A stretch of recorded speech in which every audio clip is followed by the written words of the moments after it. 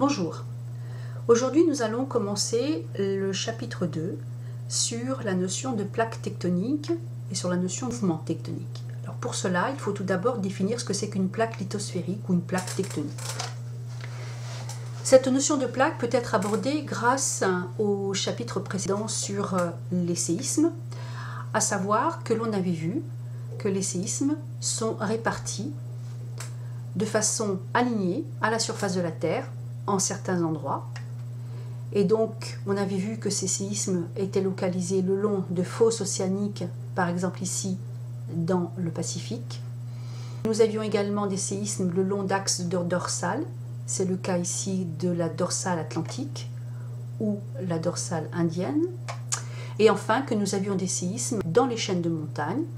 C'est le cas ici des chaînes pyrénéennes et des Alpes qui se prolongent et qui vont rejoindre l'Himalaya.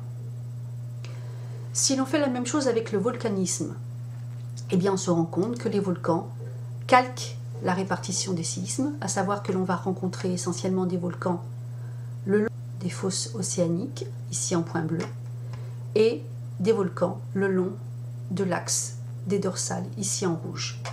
Par contre, très peu de volcans au niveau des chaînes de montagnes. On y reviendra un petit peu plus tard.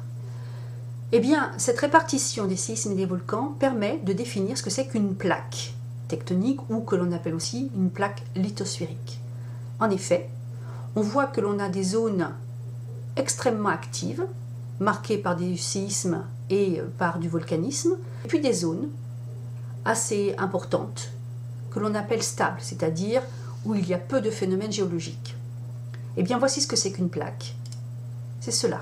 Si on prend par exemple le cas de la plaque pacifique, hormis le petit point chaud des îles Hawaï, mais ça c'est une parenthèse, eh bien on voit que cette plaque pacifique est bordée par un grand nombre de phénomènes sismiques et volcaniques, et qu'au centre de cette plaque, on a une zone qui est stable, sur laquelle on a peu de phénomènes géologiques. Quand on regarde le planisphère, on constate que l'on a une douzaine de plaques. Des grandes plaques telles que la plaque pacifique, la plaque nord-américaine, africaine, etc.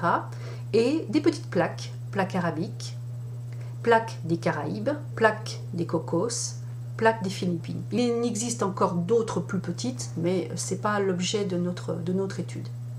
Donc voilà, à partir de la répartition des séismes et des volcans, on a pu mettre en évidence la présence de plaques tectoniques qui sont marquées par des limites extrêmement actives, dynamiques, avec séismes et volcans. Et à l'intérieur de ces plaques, on a des zones très stables.